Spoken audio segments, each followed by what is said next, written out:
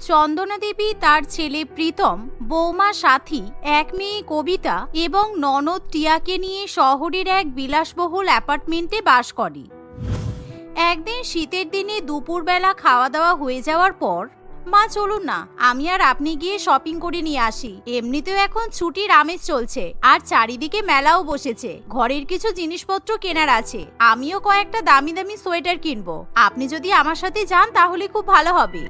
এই বলে শাশুড়ি বৌমা দুজনেই শপিং করতে চলে যায়। তারা দুজনেই শপিং করতে যায় এমন সময় সাথী একটা মোটা মহিলাকে দেখতে পায়। সেই সময় বিথিকা দেবীর নিজের মতো বিভিন্ন রকমের পিৎজা, পেস্ট্রি, দামি দামি জামা কাপড় কিনতে ব্যস্ত, কিন্তু সাথী তার শারীরিক গঠন দেখে খুবই হাসাহাসি করে। মা দেখুন না ইনি কিরকম মোটা। আচ্ছা, আপনার এরকম মোটা শরীর বইতে প্রবলেম হয় না? তাছাড়া আপনি পুরো শপিং মল একেবারে কিনেই নিচ্ছেন, আমাদের জন্য কিছু জিনিস বাঁচিয়ে রাখুন। আমার মনে হয় এই শীতকালে বেশি বেশি খেয়ে আপনি আরো মোটা হয়ে গেছেন, পারলে গরমকালে গিয়ে জিমে ভর্তি হয়ে যাবেন, না হলে কিন্তু খুব সমস্যা হবে। সাথীর কথা শুনে বিথিকা দেবীর ভীষণই খারাপ লাগে, কিন্তু ব্যাপার হলো চন্দনা দেবী এবং বিথিকা দেবী আগে থেকে একে অপরকে চেনে, তাই তারা দুজনে দুজনকে দেখে খুবই খুশি হয়। বৌমা, তুমি কাকে কি বলছো তুমি জানো? চুপ করে থাকো। উনি মোটা তাতে কি হয়েছে? উনি শহরের সব থেকে বড় লোক, তুমি ওনার নামে কোনো খারাপ কথা বলবে না, আমি ওনাকে আগে থেকেই চিনি। চন্দনা দেবী এই কথা বললে সাথী খুবই অবাক হয়।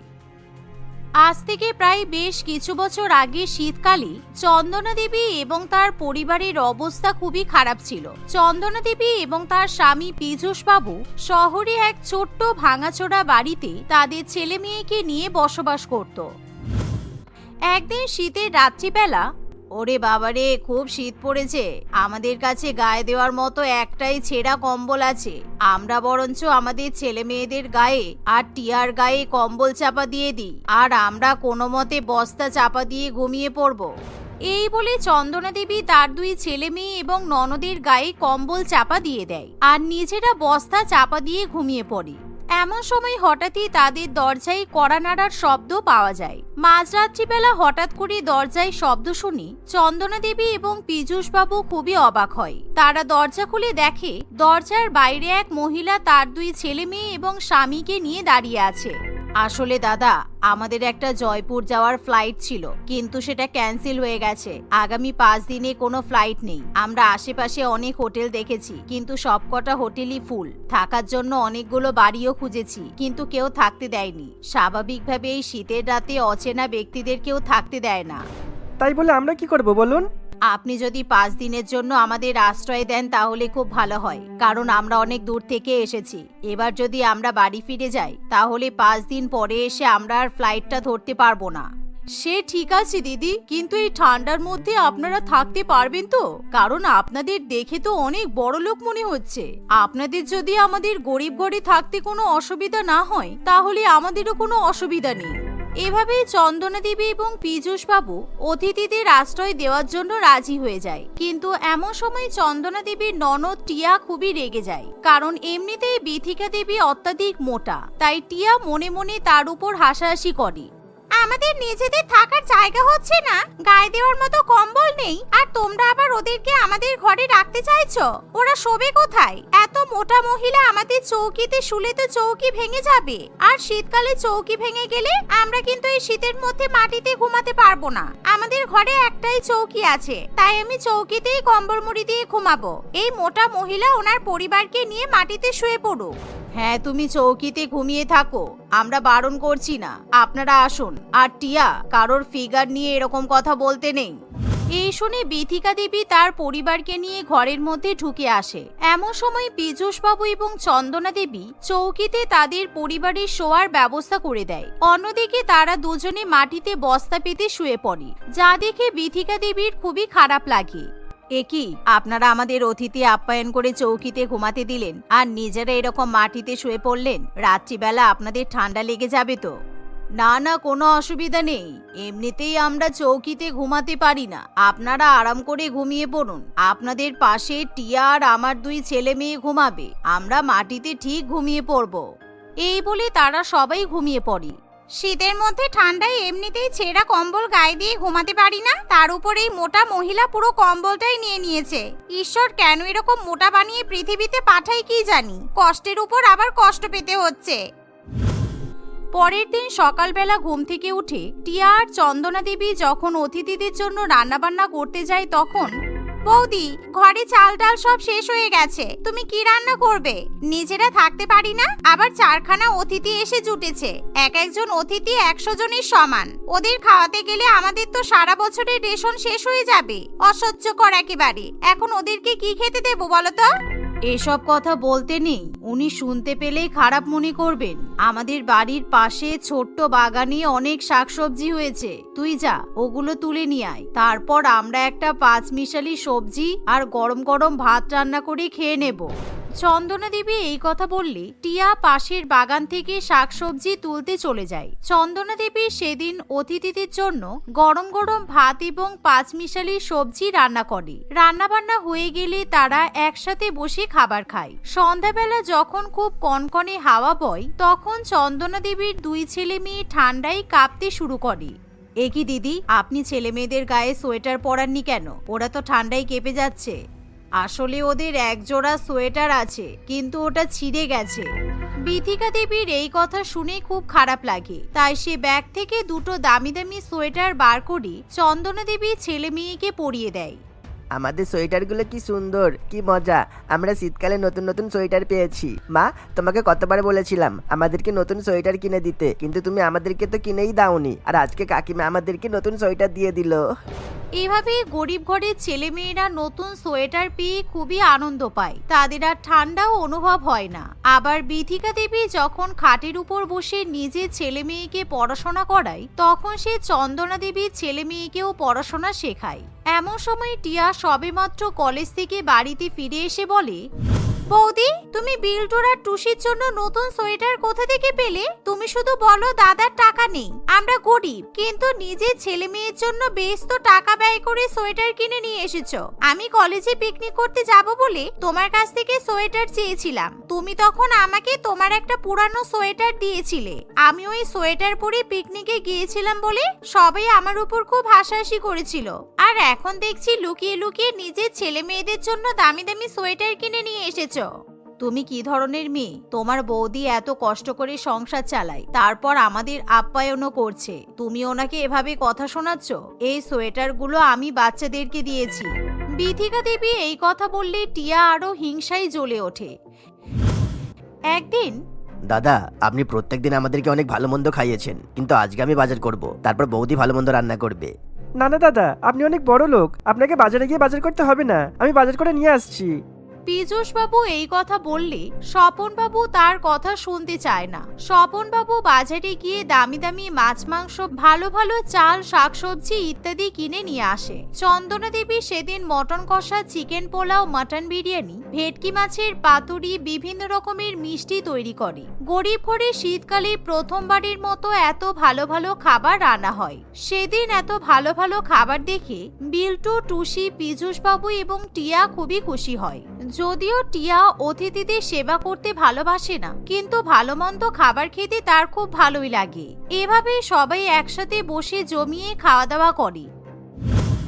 পরের দিন, এখন ওই মুটকি মহিলাটা স্নান করতে গেছে, এমনিতেও ঘরে কেউ নেই। আমি ওর ব্যাগ খুলে দেখি ব্যাগে অনেক দামি দামি সোয়েটার আছে। আমি সবকটা সোয়েটার চুরি করে নেব। আমাদের গরিব ঘরে এসে শুধু শুধু অতিথি সেবা নেবে, তাতে আমাদের টাকা খরচা হবে, সেটা তো হবে না। এই বলে টিয়া বিথিকা দেবীর ব্যাগ খুলে দামি দামি সোয়েটারগুলো চুরি করে নেয়। পরের দিন বিথিকা দেবী ব্যাগ খুঁজে সোয়েটারগুলো খুঁজে পায় না, কিন্তু সে ভালো করে বুঝতে পারে এরকম কাজ টিয়া ছাড়া অন্য কারো হতে পারে না। দিদি, আপনাদের বাড়ি থেকে আমরা চলে যাচ্ছি, কারণ আজকে আমাদের ফ্লাইট, কিন্তু এখানে অতিথি সেবা পেতে গিয়ে আমার সবকটা সোয়েটারগুলো চুরি হয়ে যাবে, আমি এটা ভাবতে পারিনি। আপনি কি কথা বলছেন? আপনি শেষ পর্যন্ত আমাদেরকে চোর অপবাদ দিচ্ছেন? আমরা 5 দিন আপনার এত সেবা করলাম, কিন্তু শেষ পর্যন্ত চোর অপবাদ পেলাম। আমি আপনাদেরকে কিছু বলিনি, আমি ভালো করেই জানি টিয়া আমার দামি দামি সোয়েটারগুলো চুরি করেছে, কারণ ও প্রথম থেকেই আমাকে পছন্দ করে না। তাছাড়া আমি তো মোটা। টিয়া, তুমি আমার সোয়েটারগুলো পরতে পারবে তো? তাহলে একটা কথা বলি শোনো, আমরা হলাম তোমার কলেজের ট্রাস্টি বোর্ডের সদস্য। আমরা শুনেছিলাম কলেজে তোমার ব্যবহার খুব খারাপ, আর এদিকে তুমি বিদেশে পড়তে যাওয়ার জন্য স্কলারশিপ অ্যাপ্লাই করেছো। তাই তোমাকে আর তোমার পরিবারকে ইন্সপেকশন না করে স্কলারশিপ দিতে পারতাম না, সেই জন্যই অতিথি সেজে তোমাদের বাড়িতে এসেছি। কিন্তু ইন্সপেকশন করে যা বুঝলাম তোমার ব্যবহার সত্যিই খুব খারাপ। আর তুমি ফর্মে লিখেছো তোমার ব্যবহার নাকি বেস্ট। যে নিজের পরিবারের সাথে ভালো ব্যবহার করতে পারে না, অতিথিদের সোয়েটার চুরি করে নেয়, তাকে আমরা বাইরে যাওয়ার স্কলারশিপ দিতে পারবো না। স্বপনবাবু এই কথা বললে টিয়া একেবারে আকাশ থেকে পড়ে। সে ভাবতে পারে না তার সাথে এমন কিছু একটা ঘটতে পারে। ম্যাডাম, আপনি কিছু মনে করবেন না, আমি আসলে বুঝতে পারিনি, আমার খুব ভুল হয়ে গেছে। আমার বাইরে যাওয়ার স্কলারশিপ ক্যান্সেল করে দেবেন না প্লিজ। আমরা অনেক গরিব, তাই যদি আমি বাইরে গিয়ে পড়াশোনা করে চাকরি না করতে পারি, আমাদের সংসার কিভাবে চলবে বলুন? তুমি বাইরে গিয়ে চাকরি করেও যে তোমার সংসারকে দেখবে তার কোনো মানে নেই। দিদি, আমি আপনাদের নামে 1 কোটি টাকার চেক লিখে দিচ্ছি। আমি বরঞ্চ ওর স্কলারশিপের টাকাটা আপনাদেরকে দিলাম, তাই আপনারা নিজেদের মতো ব্যবসা করে নিজেদেরকে প্রতিষ্ঠিত করে নিন। এই কথা শুনে চন্দনা দেবী এবং পীযূষ বাবু খুবই খুশি হয়। তারা 1 কোটি টাকার চেক পেয়ে কি করবে কিছুই বুঝতে পারে না। প্রথমে তারা একটা বড় ফ্ল্যাট কিনে নেয়, তাদের ছেলে মেয়েদের জন্য দামি দামি সোয়েটার কিনে, ভালো ভালো খাবার, জিনিসপত্র ইত্যাদি কেনে, এমনকি ছেলে মেয়েদেরকে বড় ইংলিশ মিডিয়াম স্কুলে ভর্তি করায়। এভাবেই তাদের জীবনে আর কোনো দুঃখ কষ্ট থাকে না। চন্দনা দেবী যখন তার বৌমা সাথীকে পূর্বের ঘটনার কথা জানায়, তখন সাথীও সত্যিই লজ্জিত হয়ে পড়ে। আই এম সরি ম্যাডাম, আমি বুঝতে পারিনি যে আপনি আমার পরিবারকে এত বড় উপকার করেছেন। আপনি পারলে আমাকে ক্ষমা করে দেবেন। সে আমি তোমার কথাই কিছু মনে করিনি, কিন্তু তুমি সবসময় তোমার শাশুড়ি মায়ের খেয়াল রাখবে, উনি কিন্তু খুব ভালো মহিলা।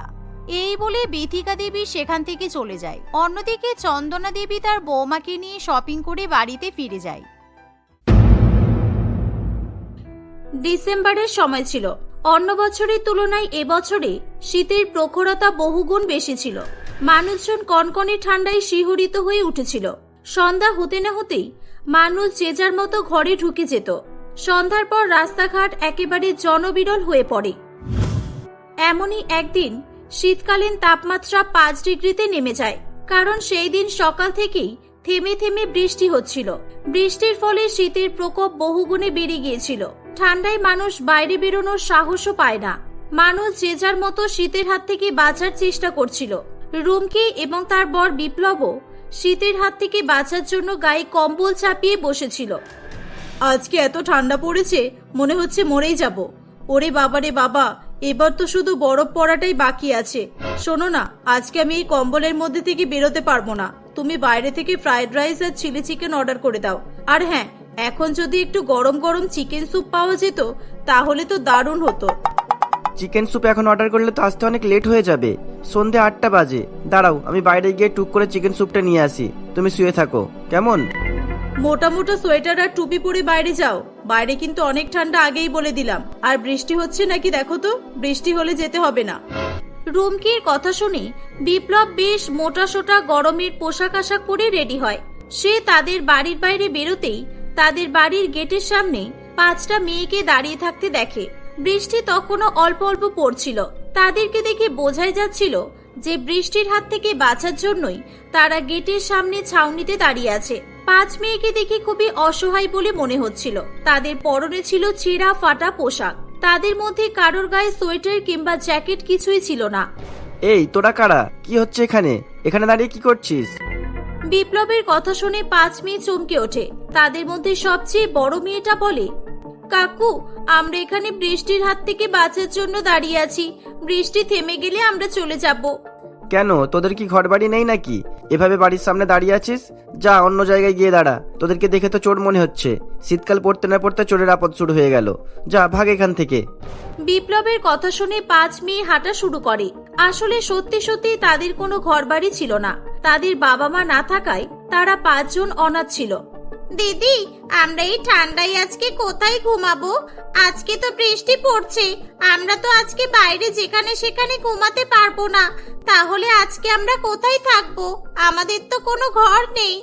দিদি, আমার খুব ঠান্ডা লাগছে। আমাদের তো গায়ে দেওয়ার সোয়েটারও নেই। আমরা তো ঠান্ডায় কাঁপতে কাঁপতে মরে যাব। এরকম বলিস না বোন, চল না হেঁটে হেঁটে যাই। যদি থাকার কোনো ভালো জায়গা পেয়ে যাই আমরা, কোথাও না কোথাও তো ভালো জায়গা পেয়েই যাব। এই বলে তারা অজানা পথে আবারও হাঁটতে শুরু করে। হাঁটতে হাঁটতে তারা একটা বড় কংক্রিটের পাইপের কাছে পৌঁছায়। কংক্রিটের পাইপটা দেখে রিমিতা খুবই খুশি হয়। এই দেখ, অনেক ভালো একটা জায়গা পেয়েছি। আমরা এবার থেকে এই পাইপের মধ্যেই থাকবো।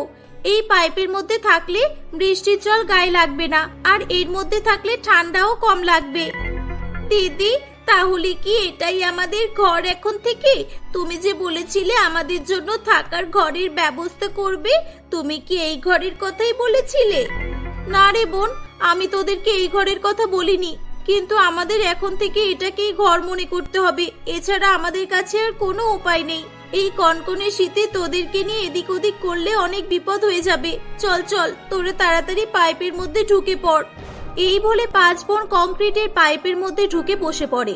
সেখানে যাওয়ার পর তারা বৃষ্টির হাত থেকে রক্ষা পেলেও শীতের হাত থেকে তারা বিন্দুমাত্র রক্ষা পায় না, কারণ বৃষ্টির সঙ্গে সঙ্গে প্রবল জোরে বাতাস বইছিল।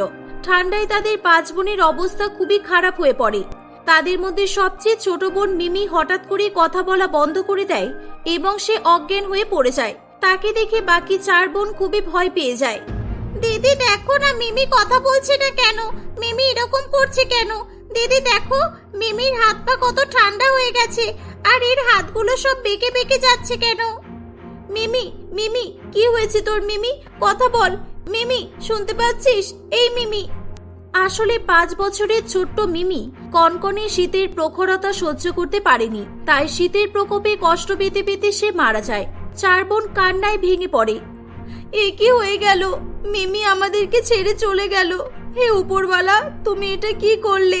মা, তুমি আমাকে ক্ষমা করে দাও। আমি আমার কথা রাখতে পারিনি। আমি মিমিকে বাঁচাতে পারলাম না। আমি বাঁচাতে পারলাম না তোমার মিমিকে। এই বলে রিমিতা জোরে জোরে কাঁদতে থাকে। আজ থেকে প্রায় 1 মাস আগের কথা।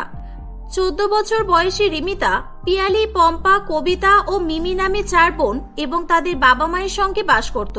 তাদের নিজস্ব ঘরবাড়ি বলতে কিছু ছিল না। তারা ভাড়া ঘরেই জীবন কাটাতো। তাদের বাবা মা দুজনেই দিনমজুরির কাজ করত। একদিন রাজমিস্ত্রির কাজ করতে গিয়ে হঠাৎ একটা বড় বিল্ডিং ভেঙে পড়ে। সুচরিতা এবং সঞ্জয় দুজনেই বিল্ডিং এর নিচে চাপা পড়ে। সঞ্জয় সঙ্গে সঙ্গে সেখানেই মারা যায়। সুচরিতার অবস্থাও খুবই শোচনীয় হয়ে পড়ে।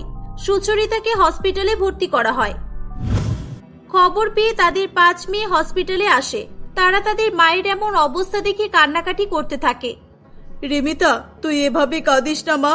তুই এভাবে কাঁদলে তোর বোনগুলোও তো কাঁদবে। আমার মনে হচ্ছে আমি আর বাঁচবো না। আমি মারা গেলে তোকেই তোর বোনেদের দায়িত্ব নিতে হবে। তুই এদের মধ্যে বড়, তাই এদের 4 জনকে তোকেই দেখতে হবে। এরকম বলো না মা, তোমার কিচ্ছু হবে না। দেখবে তুমি ঠিক হয়ে যাবে। না রে মা, কিচ্ছু ঠিক হবে না। আমার কাছে সময় খুব কম আছে। তুই কথা দে, তোর বোনদের তুই খেয়াল রাখবি। এদেরকে তুই কখনোই একা ছাড়বি না। বল আমাকে, তুই তোর বোনদের দায়িত্ব নিবি তো? হ্যাঁ মা, আমি তোমাকে কথা দিচ্ছি। আমি আমার বোনদের খুব ভালো মতো খেয়াল রাখবো। আমি এদের কোনো কষ্ট পেতে দেব না। কিন্তু মা, তুমি ভালো হয়ে যাবে তো? রিমিতার কথা শেষ হতে না হতেই সুচরিতার শ্বাসকষ্ট শুরু হয়। সঙ্গে সঙ্গে সেখানে ডাক্তার ছুটে আসে, কিন্তু ডাক্তার কিছু করতে পারে না। সুচরিতাও তার 5 মেয়েকে ছেড়ে চলে যায়। সেদিনের পর থেকে 5 মেয়ে অনাথ হয়ে পড়ে। 4 বোনের দায়িত্ব নেওয়ার জন্য রিমিতা একটা ধাবাতে কাজ করতে শুরু করে। কিন্তু ধাবাতে কাজ করার পর রিমিতাকে প্রত্যেকদিন মাত্র 20 টাকা করে দেওয়া হতো। 20 টাকা দিয়ে 5 জনের পেট চালানো একেবারেই সম্ভব ছিল না। কয়েকদিন তারা খুবই কষ্টেই দিন কাটায়। একদিন রিমিতার মেজ বোন পিয়ালি বলে, দিদি, তুমি আমাকেও ধাবায় কাজ করতে নিয়ে চলো। 20 টাকা দিয়ে আমাদের 5 জনের কিভাবে চলবে? আমরা না খেয়ে খেয়ে এভাবে কতদিন থাকবো? দুজনে মিলে কাজ করলে খুব ভালো হবে। ঠিক আছে বোন, চল আমরা দুজনে মিলে তাই করি। পিয়ালি ও রিমিতা দুজনেই ধাবায় কাজ করতে শুরু করে। এরকম ভাবে কয়েকদিন কেটে যায়। দেখতে দেখতে শীতকাল পড়ে যায়। সময়ের সঙ্গে সঙ্গে শীতের প্রখরতা বাড়তে থাকে। একদিন হঠাৎ করে বাড়ির মালিক কালীচরণ সেখানে এসে উপস্থিত হয়। এই, আমার ভাড়া কোথায়? তোরা কি আমার বাড়িটাকে ধর্মশালা পেয়েছিস নাকি, যে আমি তোদেরকে ফ্রিতে সারা জীবন আমার বাড়িতে রেখে দেবো? তোর বাবা এর আগেও 3 মাসের ভাড়া বাকি রেখেছিল, আর এই মাসটা নিয়ে 4 মাসের ভাড়া বাকি। আমি জানি তোদের পক্ষে বাড়ি ভাড়া দেওয়া সম্ভব না, কোনো মতেই না। তাই এটাই তোদের জন্য ভালো হবে যে তোরা এখনই আমার বাড়ি থেকে বেরিয়ে যা। যা, বেরিয়ে যা। শুনতে পাচ্ছিস না? কি হলো? কাকু, আপনি দয়া করে এমন করবেন না আমাদের সঙ্গে। আপনি আমাকে সময় দিন, আমি আস্তে আস্তে আপনার সব টাকা মিটিয়ে দেব। আমি শীতকালে আমার 4 বোনকে নিয়ে কোথায় যাব বলুন? দয়া করে আমাদের এখানে থাকতে দিন। আমার যা বলার আমি বলে দিয়েছি, তোদের সঙ্গে বেশি বকার মতো আমার সময় নেই। আমি নতুন ভাড়াটিয়ার সঙ্গে কথা বলে নিয়েছি, কালকে ওরা এখানে থাকতে আসবে। যা যা তাড়াতাড়ি কর, বেরিয়ে যা এখান থেকে। কি হলো, শুনতে পাচ্ছিস না? হ্যাঁ কাকু, চলে যাচ্ছি, কিন্তু জিনিসগুলো। জিনিসগুলো কি? জিনিসগুলো কি? এই ঘর থেকে একটা জিনিস আমি নিয়ে যেতে দেবো না। তোদের কাছে যে এতগুলো টাকা পাবো সেটার কি হবে? তোদের ঘরের জিনিসগুলো বিক্রি করে আমি টাকা আদায় করে নেব। যা, বেরিয়ে যা এবার। কাকু, সোয়েটারগুলো অন্তত আমাদেরকে নিতে দিন। এই শীতকালে আমরা সোয়েটার ছাড়া কি করে থাকবো? আর 2-1টা কম্বল দিন দয়া করে। কালীচরণ খুবই রেগে যায় এবং রিমিতা সহ তার বাকি 4 বোনকে ঘাড় ধাক্কা দিয়ে সেখান থেকে বের করে দেয়। এভাবে 5 বোন ঘর ছাড়া হয়ে পড়ে। তারা সারাদিন ধরে রাস্তায় রাস্তায় ঘুরতে থাকে। রাত্রিবেলা তারা কোথায় ঘুমাবে কিছু ভেবে না পেয়ে একটা দোকানের সামনে গিয়ে শুয়ে পড়ে। দোকানের মালিক তাদের 5 বোনকে শুয়ে থাকতে দেখে খুবই রেগে যায়। আর কোনো জায়গা পেল না, আমার দোকানের সামনে এসে শুয়ে পড়েছে। এদের জন্য তোমার কাস্টমার সবাই পালিয়ে যাবে। এদেরকে এমন শাস্তি দিতে হবে না যাতে দ্বিতীয়বার এখানে আসার সাহস না হয়। এই বলে দোকান মালিক এক বালতি জল নিয়ে আসে এবং সে কোনো কথা না বলে 5 বোনের গায়ে ঠান্ডা ঠান্ডা জল ঢেলে দেয়। 5 বোন ভয়ে চমকে ওঠে। তারা পুরোপুরি ভিজে যাওয়ায় ঠান্ডায় ঠকঠক করে কাঁপতে থাকে। তোরা এখনো দাঁড়িয়ে আছিস যে? তোদেরকে তাড়ানোর জন্যই তো এটা করলাম আমি। আমার দোকানের সামনে তোদেরকে ঘুমাতে দেওয়ার মতো কোনো জায়গা নেই। যা যা, অন্য জায়গায় গিয়ে মরগে যা। এভাবেই 5 বোন যেখানে আশ্রয় নিতে যেত সেখান থেকেই তাদেরকে বিতাড়িত করা হতো। তারা প্রত্যেক দিনই ভালো আশ্রয়ের খোঁজে এদিক ওদিক করত। এরকম ভাবে দেখতে দেখতে 1 সপ্তাহ কেটে যায়।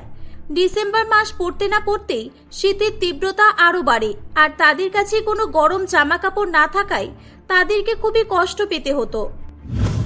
তাই শেষ পর্যন্ত রিমিতা তার ছোট বোনকে হারিয়ে ফেলে।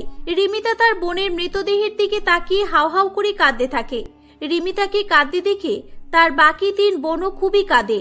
রিমিতা তার বাকি 3 বোনকে শান্ত করানোর জন্য বলে, কাঁদিস না তোরা এভাবে। মিমি বাবা মায়ের কাছে চলে গেছে। আমরা মিমিকে ভালো রাখতে পারিনি। উপরে গিয়ে মিমি নিশ্চয়ই ভালো থাকবে। দিদি, মিমি ঠান্ডা সহ্য করতে না পেরে মরে গেছে। আমরাও তো ঠান্ডা সহ্য করতে না পারলে মরে যাব। চলো, তার থেকে ভালো আমরা 4 জন একসঙ্গে মরে যাই। আমাদের আর কোনো কষ্ট পেতে হবে না। আমরা না দুবেলা খেতে পারি আর না আমাদের থাকার কোনো জায়গা আছে। এরকম ভাবে বেঁচে কি লাভ হবে বলো? পিয়ালির কথা শুনে রিমিতা খুবই কষ্ট পায়, কিন্তু সে মনে মনে নিজেকে সান্ত্বনা দিতে থাকে। না, আমি এভাবে ভেঙে পড়লে হবে না। আমি আমার একটা বোনকে হারিয়েছি। আমি আর কিছুতেই আমার বাকি বোনেদের হারাতে চাই না। আমাকে মনে জোর রাখতে হবে। আমাকে কিছু একটা করতেই হবে। দিদি, খুব ঠান্ডা লাগছে। দাঁড়াও, আমি কিছু শুকনো কাঠ নিয়ে আসছি। শুকনো কাঠ দিয়ে আগুন জ্বালিয়ে আমরা হাত পা তাপাবো। পিয়ালির কথা শুনে রিমিতার মাথায় একটা খুবই ভালো আইডিয়া আসে। পিয়ালি, আমার মাথায় একটা খুব ভালো আইডিয়া এসেছে। এখন শীতকাল, আর এই বছর প্রচুর শীত পড়েছে। মানুষজন কাঠকুটো দিয়ে আগুন জ্বালিয়ে নিজেদের ঘরবাড়ি গরম রাখার জন্য আর হাত পা তাপানোর জন্য কাঠ ব্যবহার করবে। আমরা যদি কাঠ বিক্রি করি তাহলে কেমন হয়? রিমিতা ও তার 3 বোন পরের দিনই জঙ্গল থেকে কাঠ কুড়িয়ে বিক্রি করতে শুরু করে। সত্যি সত্যি গ্রামবাসী সকলেই তাদের কাছ থেকে কাঠ কিনতে শুরু করে। পরের দিন তারা জঙ্গল থেকে আরো অনেক বেশি কাঠ নিয়ে আসে। এর ফলে তাদের ইনকামও বেশি হয়। এরকম ভাবে কয়েকদিন কেটে যায়। তাদের কাছে যা টাকা জমা হয় তাই দিয়ে তারা একটা ছোট্ট চায়ের দোকান খোলে। তারপর থেকে তাদেরকে আর কোনো দিকে তাকাতে হয় না। 4 বোনের চায়ের দোকান রমরমিয়ে চলতে শুরু করে। হাতে কিছু টাকা আসতেই রিমিতা সবার আগে একটা ঘর ভাড়া নেয় এবং তার বোনেদের জন্য গরম কাপড় কিনে নিয়ে আসে। এভাবে রিমিতা তার 3 বোনকে নিয়ে হাসি খুশি বসবাস করতে থাকে।